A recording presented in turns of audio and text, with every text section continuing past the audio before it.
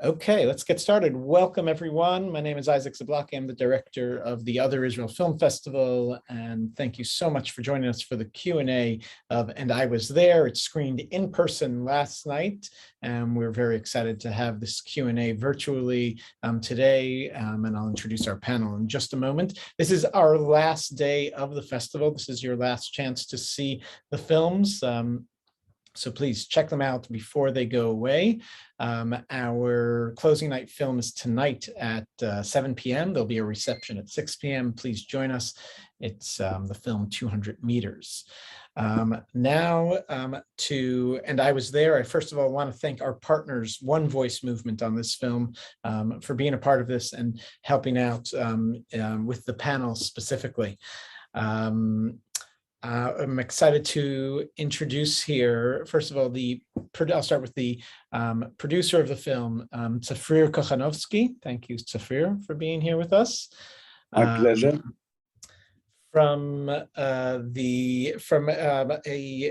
participant that came to us through OneVoice Movement, Rami Rabayah, who is a founding member of Zimam, and we'll hear more about that in a moment. Thank you, Rami, for being here. Hi, thank you for inviting me and for having me. And the director of the film, who you know a little bit intimately at this point, Eran Paz. Thank you very much, Eran, for being here with us. Thank you for showing my film. Thank you. This is really a fascinating film. I'm excited about this conversation. As we talked a little bit before in the room, there's much to discuss.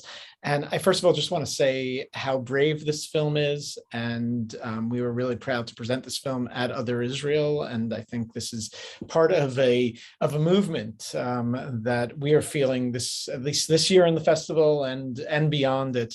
Of really taking new looks and new perspectives at IDF's activities and shedding new light on all of this. And I think in a cinematic way, the way this film was told, it's really a fascinating document and a lot there and a lot to discuss.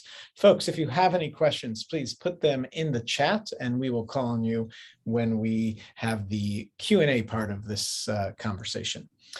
So to start off, I have much to ask, but let me start with Eran and Zafrir, just to tell me a little bit, why now? Why was this story? This is, of course, from footage from years ago that then you're revisiting. Why is this happening now? Why did you want to make this film now? Eran, do you want to start? Yeah.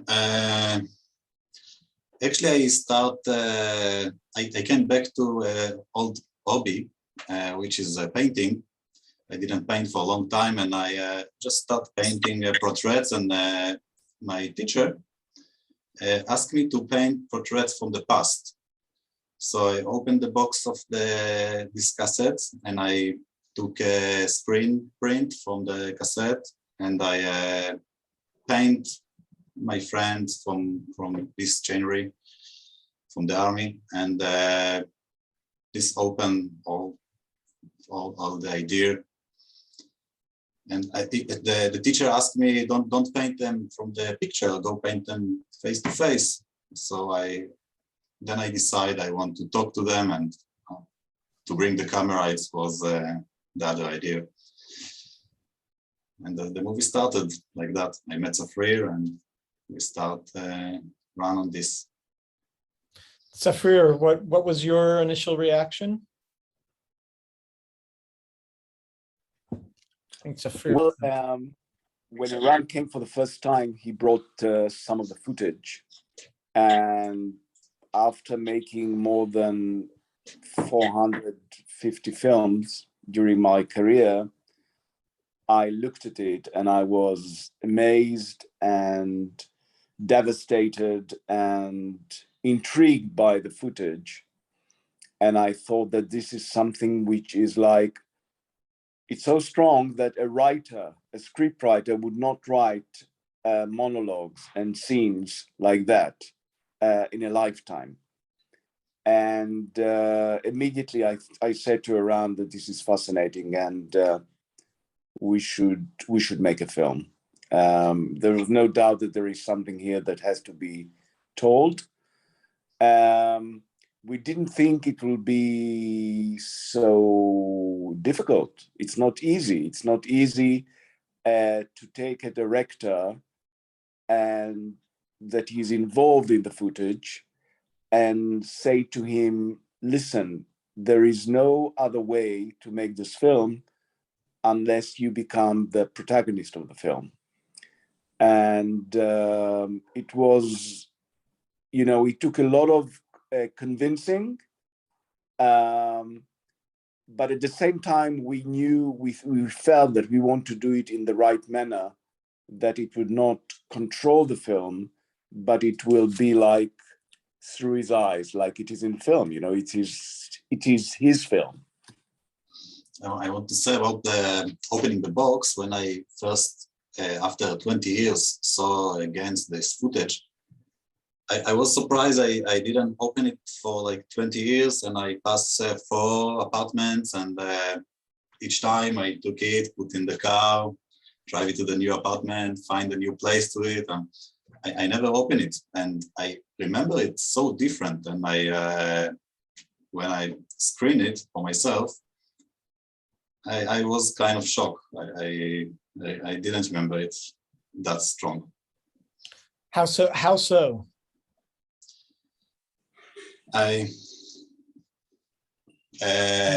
It's not easy to say, but I remember it as almost like as a January, like go with friends, film them.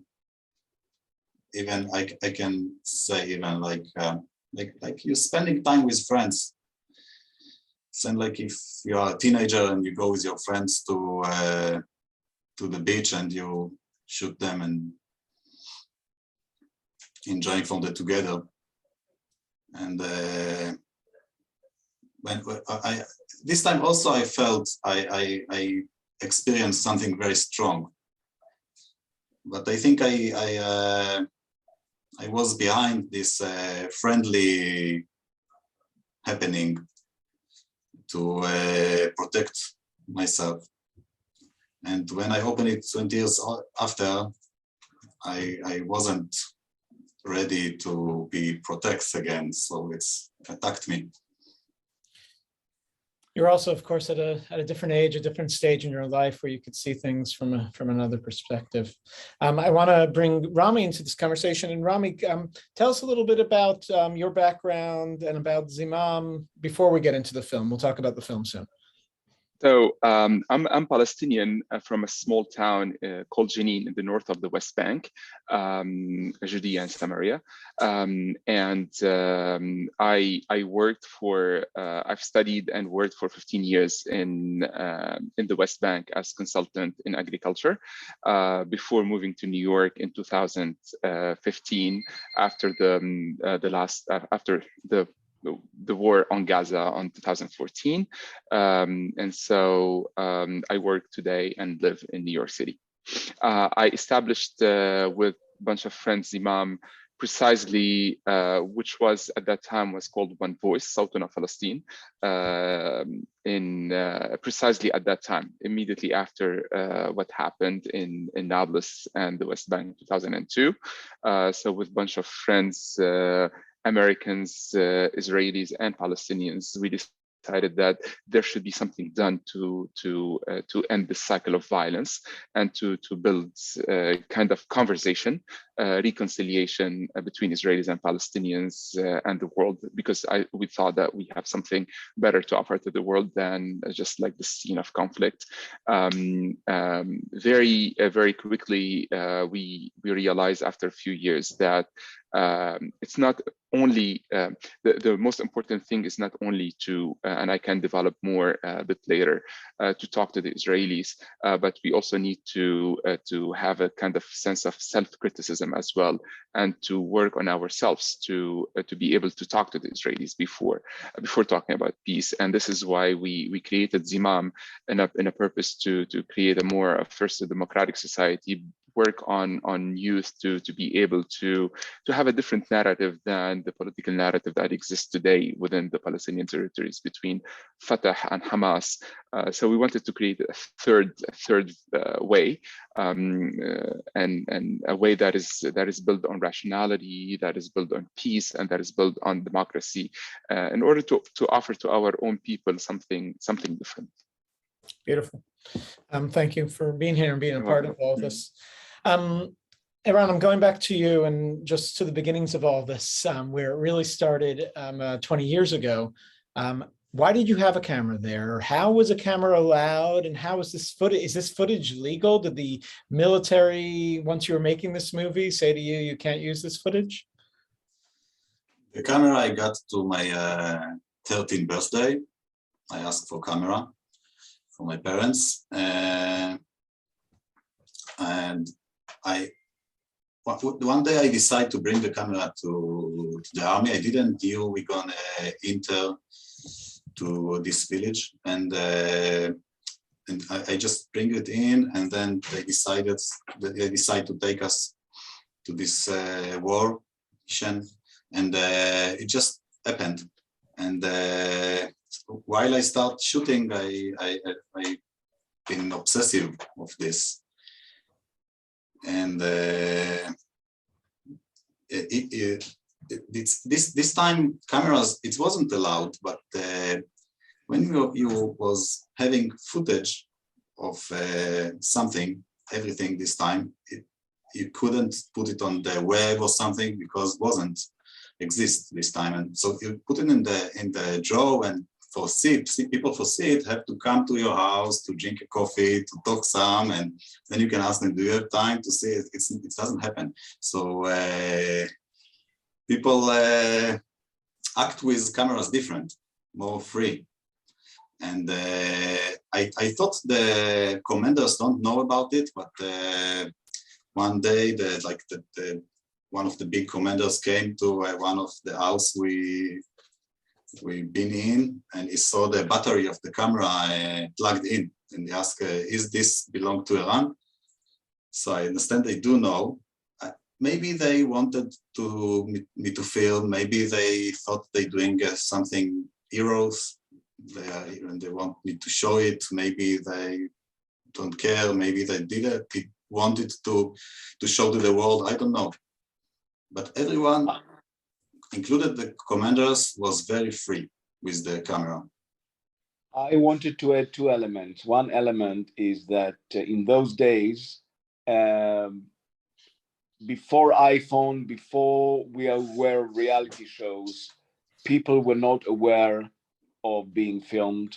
And I think that's what gives this film a certain uniqueness, because the people are free to speak, and the story, then the speeches are like, it's almost like a play, like a theater play.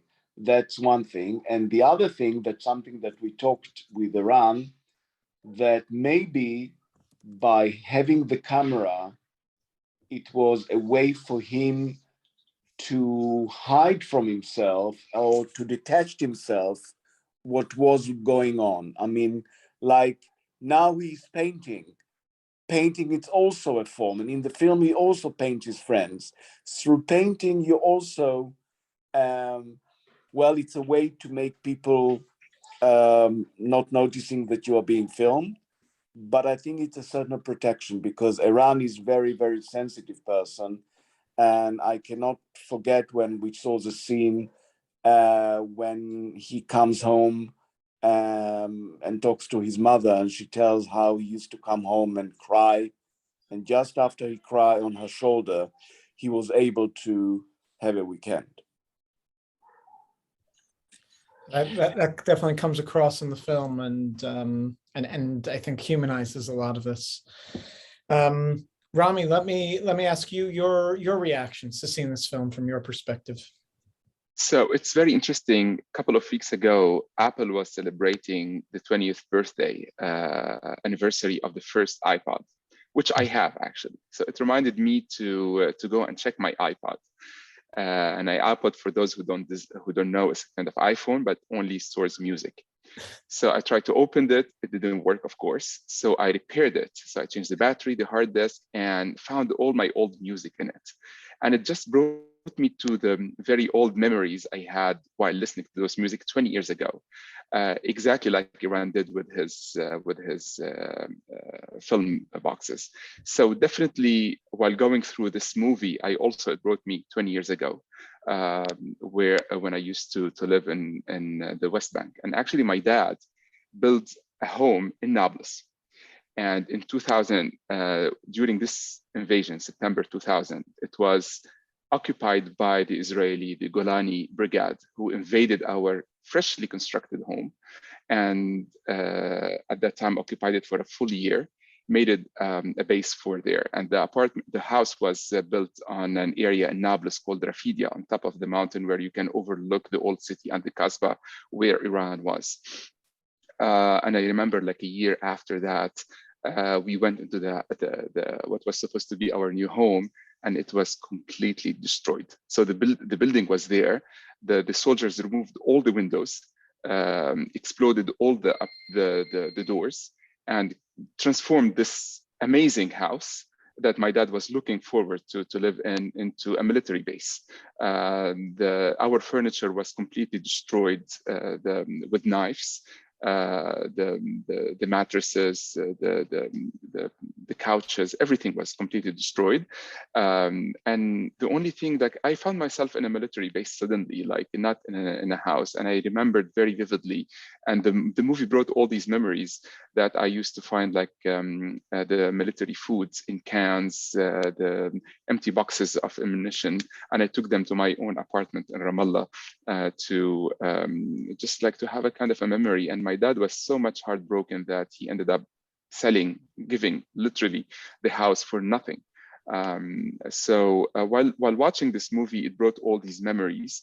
And I think I spent years trying to heal, but the wonder is always here. I rarely talk about this experience to anyone, because I think the real victims never talk, really. They feel so ashamed. And watching the family in that house that was captive by Iran's brigade at that time, I just felt that I could have been exactly in their situation.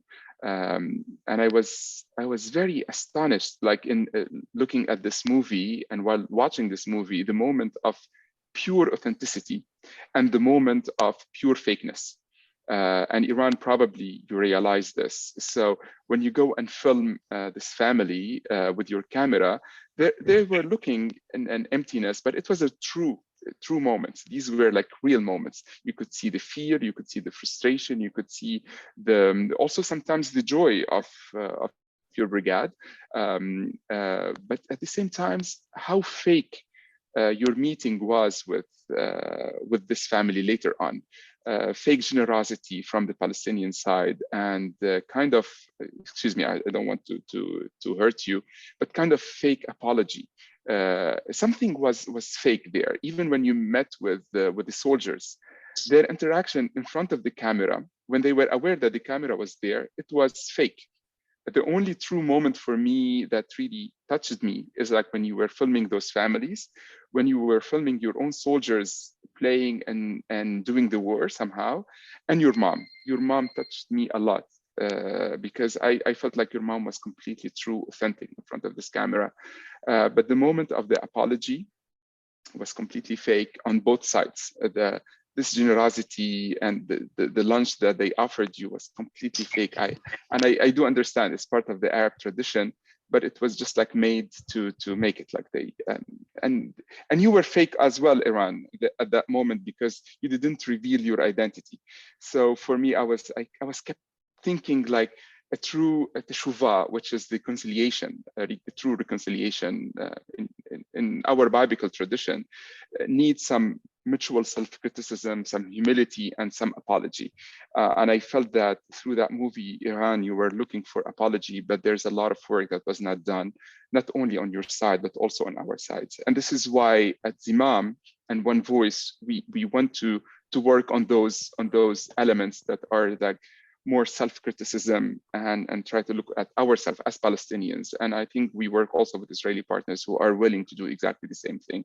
But I don't want to talk too much about that. I want you to develop more about the movie. Let me ask Eran, did you feel that did you feel satisfied with your apology? Did this close that circle for you?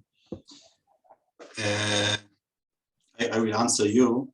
What I want to say first, I get anger from, I can say, both sides of the film. I understand this, and I get anger from Israeli military people, and from left side Israeli, and from right side Israeli, and from Palestinians.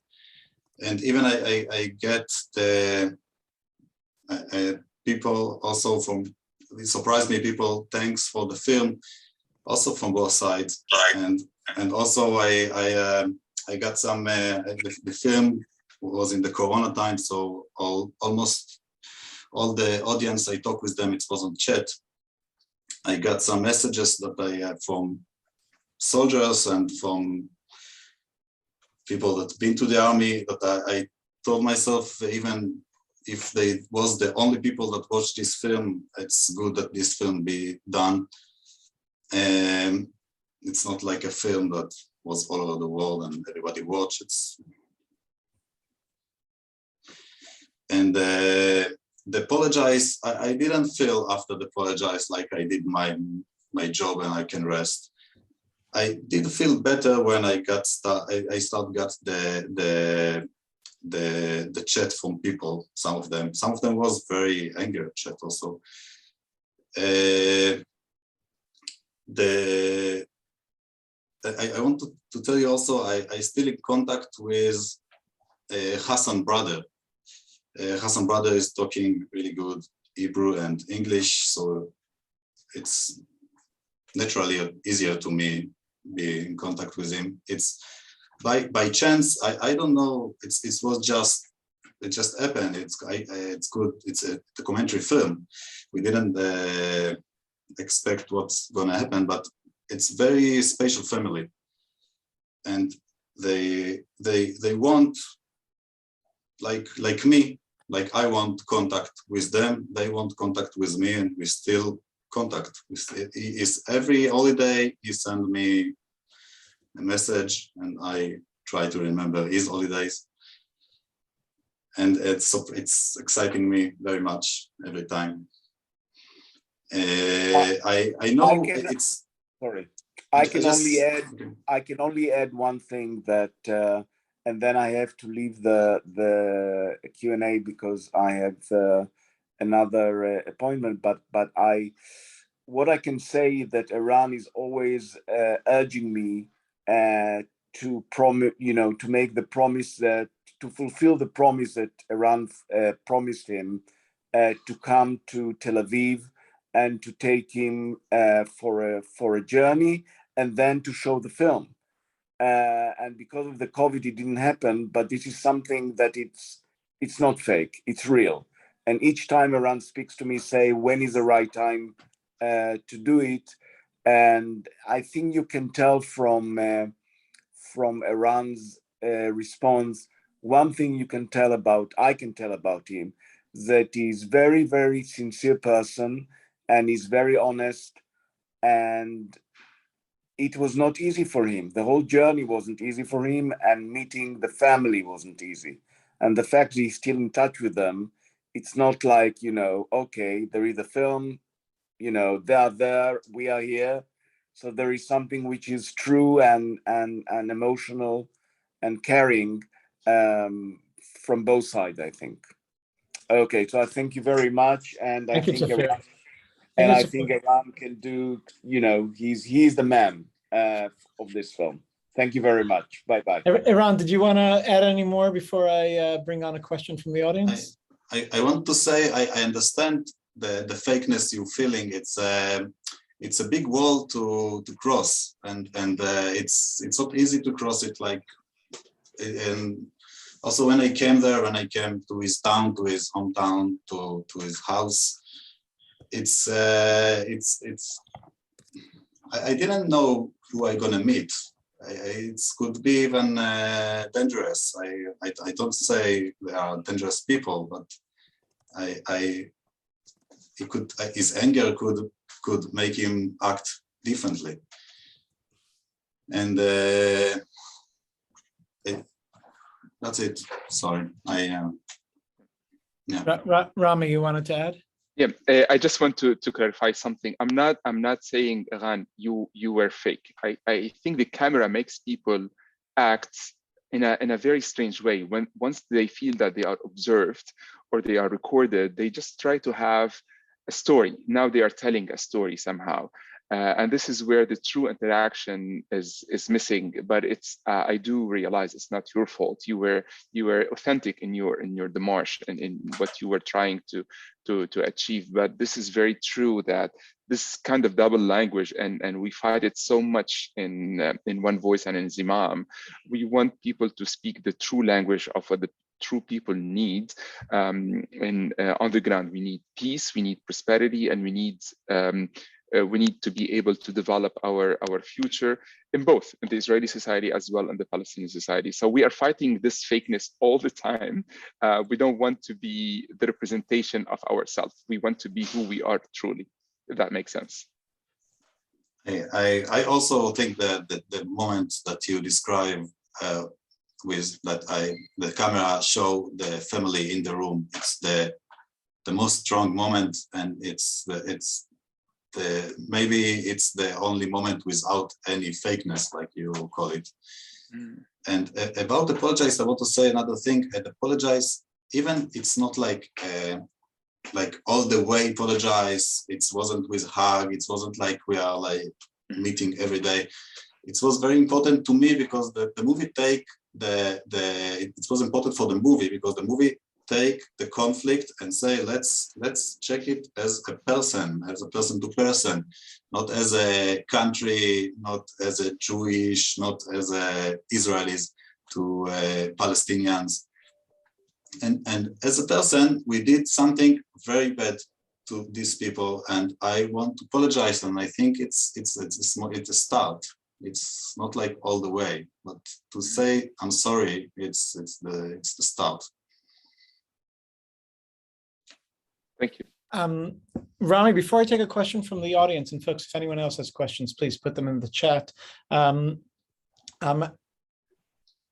Is there any guidance you can give? I mean, we're seeing a lot of films this year where soldiers are really, soldiers who are 18-year-olds when they go into the army are reflecting back on what they did and possibly questioning these decisions that they made as adolescents.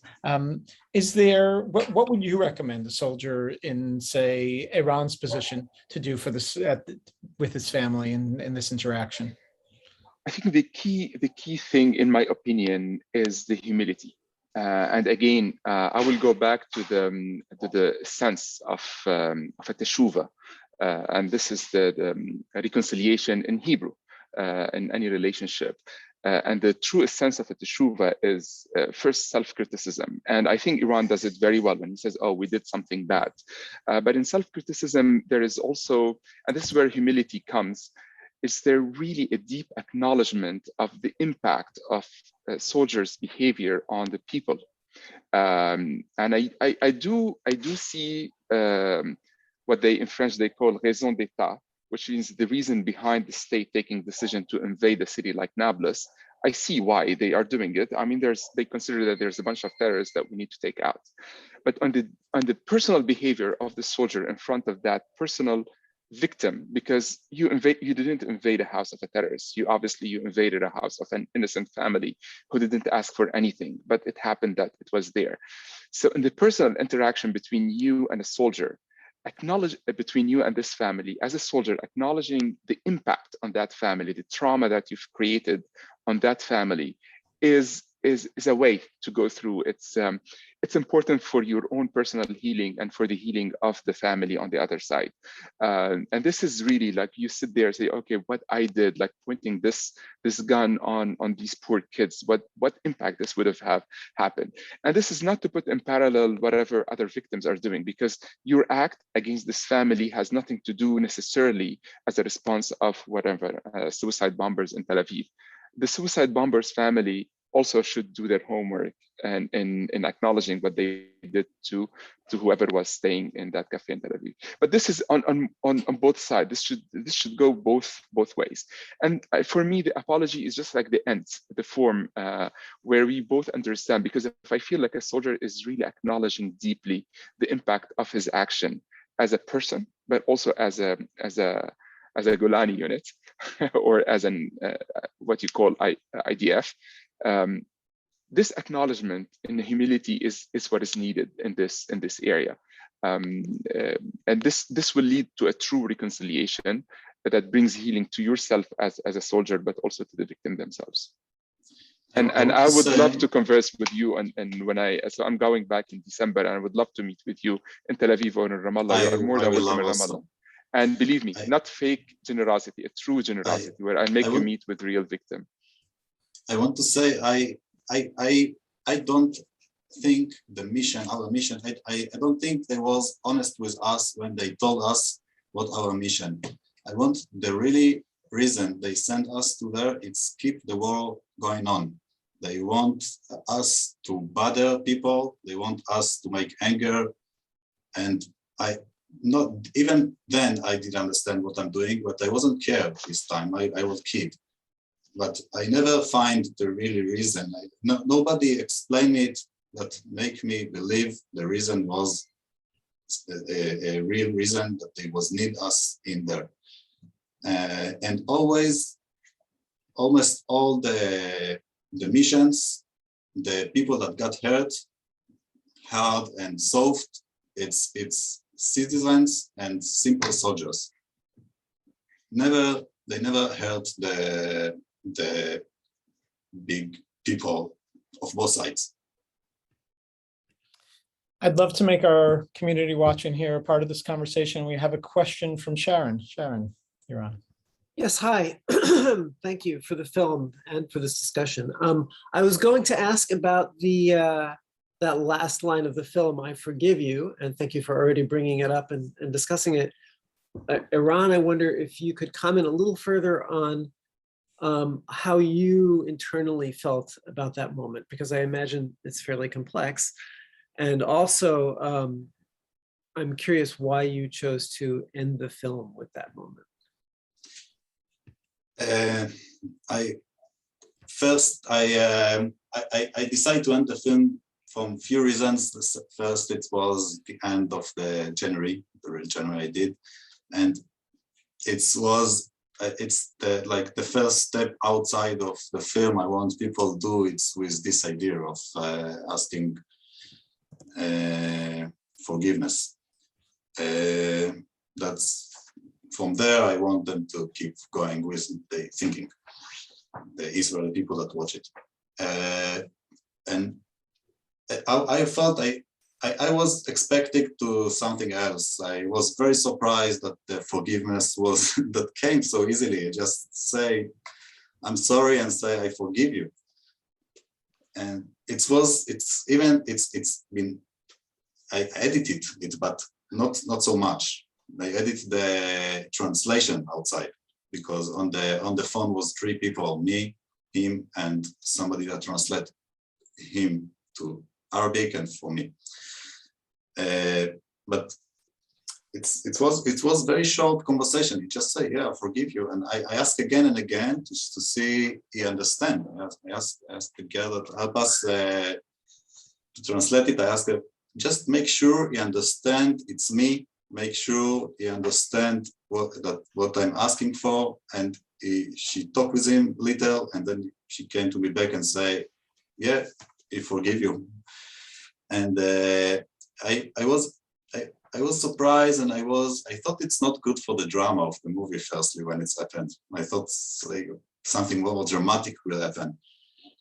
But when I edited into the movie, I really like the idea that the movie finished with hope, and not just take you down and down deep to this bad situation, and like show you a door to the hope that you can go on from there. Thank you. We have another question from an audience member, Evgeny. Hello, Evgeny. You are on the line.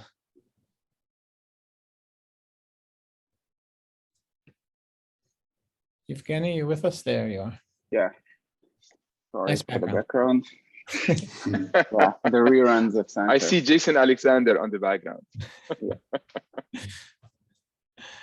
Hi. So I'm an Israeli, and I also served at the same time. I didn't participate in Hamat Magen, but I served at the same time in the army.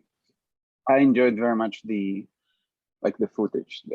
It brought back some memories, and looking at the equipment and other stuff, it was interesting. But there are several aspects that I didn't really like about it. First of all, it felt like there is the personal experience, and I understand the fact that you try. Maybe I understand the fact that you try to show a human experience as a soldier, and a human experience as someone who is on the other end. But because there was no context, there was like in the beginning only one line. It felt like very one-sided, because it's not there is no explanation why the soldiers are doing what they're doing. So it paints the activity itself in a very bad light, because I would not want someone to come into my house and do whatever. And if there's no context why this happens, so that, especially when you show this kind of movie to an audience that is not part of the situation, it looks like something that is very bad, very negative. So this is question number one.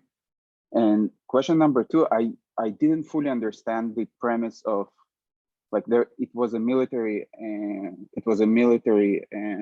operation.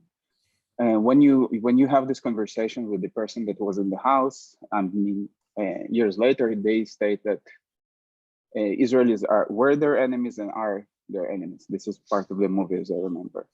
And if you take this into account, the fact that their attitude is that we're enemies,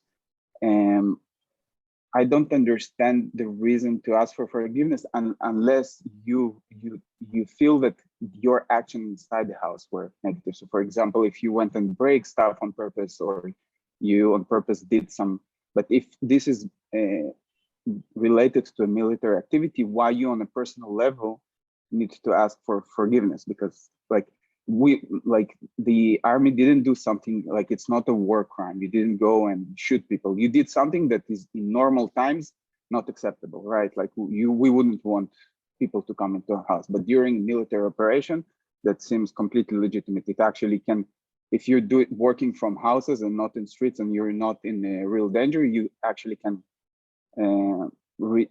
reduce the aggression level that you have to do otherwise, because you're not exposed and so on. So you actually can save lives in this way. So my question is, yeah, sorry, I'll stop talking. No, thank you. I want them to have an opportunity to answer.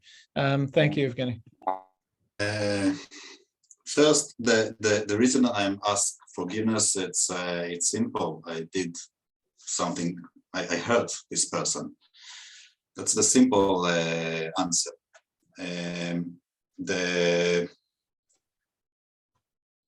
If it was necessary to be there in his house, I wonder, and I'm not sure about it, and I ask forgiveness also for I being in his house for reason that I don't understand. We can talk about it, I guess, for long, but I don't believe we've been in his house for the reason we've been told. The other question was about what?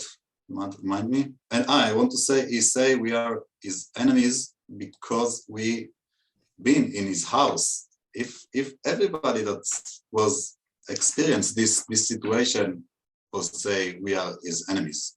If it was the Turkish in his house, he will say the Turkish is the enemies. It's you can't take it different. Remind me, what was the other question? The context of the movie. This line was, we discussed about this line a lot. I wanted this line being like that, and many people ask me to change this line and say why we go to why we started. Say we just write, we go there, and you say, don't say why. And I tell them, if I say we go there because the bomb in Netanya city in Israel, we need to say why the bomb been in Netanya, why they decide to do the bomb. And then I need to say why this, and we go back to the Bible, to Yeshua bin Nun. It's I don't want that. So that's the question, that's the answer. Rami. Very briefly, and I think Eran answered perfectly those questions. I just want to show all the audience here how are we Israelis and Palestinians trapped with this kind of sense of normality. Yeah, we are in a war zone. It's normal that we occupy another house. We are in a normal zone. Israelis are our enemies. It's normal to go and bomb ourselves in a cafe in Tel Aviv. No, it's not normal.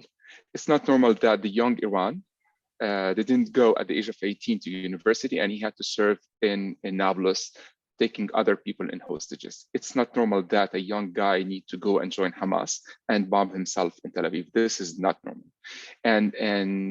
And this is the first thing we teach our young people in the university in Nablus, in Bir Zayt, in Hebron, in Jenin. We tell them, no, it's not normal. This is not the normal destiny for young people like you to go and be part of this game.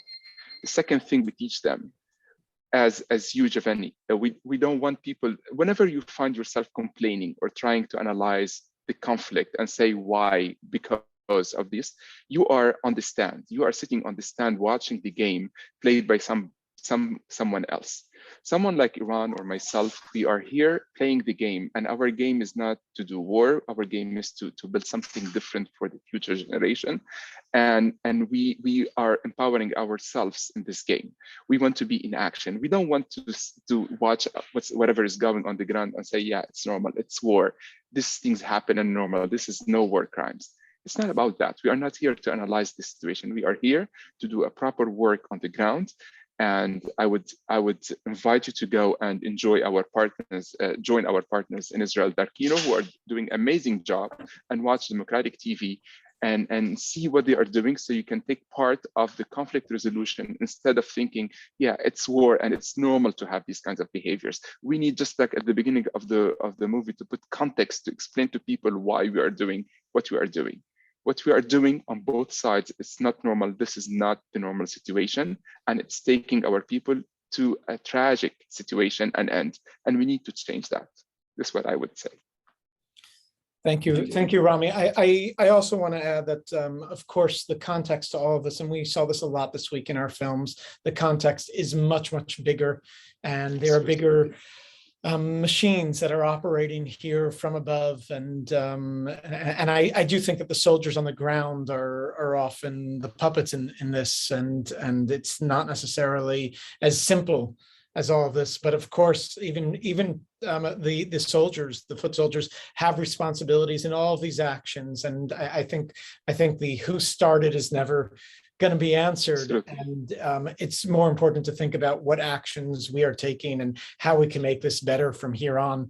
We showed the film, The First 54 Years, an abbreviated manual for military occupation by Avi Mugrabi. Mm-hmm. And that gives you an inside look, a very cold, specific look at what the military actions are like. And I personally can say that there's even though maybe no military is ethical, but what's going on as far as the military actions is something that has to change if we ever want to have any kind of normal existence in Israel and Palestine.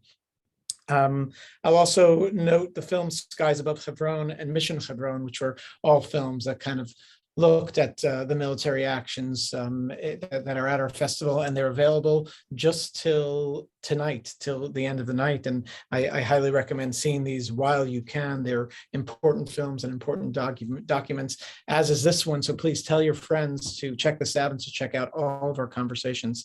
Eran and Rami, I want to thank you so much for sharing and your honesty and being a part of this conversation. I truly believe, and I want to thank our audience too for asking their questions. I truly believe that, we're not always going to agree, and we're going to bring in different perspectives, but having these conversations is a step in beginning to understand, and watching these films is a great way to begin this dialogue. I want to thank you for having us. A pleasure, a pleasure. I want to thank, again, One Voice Movement. I want to thank Zimam for being a part of this. I want to thank you all for joining and seeing these films. I know it's not easy. This is not an easy perspective to see for anyone. And we're really, I really have to congratulate the filmmakers for being so brave. And Eran, putting your film out there and putting yourself out there in such a way, and sharing this, I think gives me a lot of hope. Thank you, Rami. Thank you, Eran. Tonight is closing night. Please join us for 200 meters. It's at 7 o'clock with the reception starting at 6 p.m. Share with your friends, and we look forward to seeing you at other events. Thank you very much, everyone.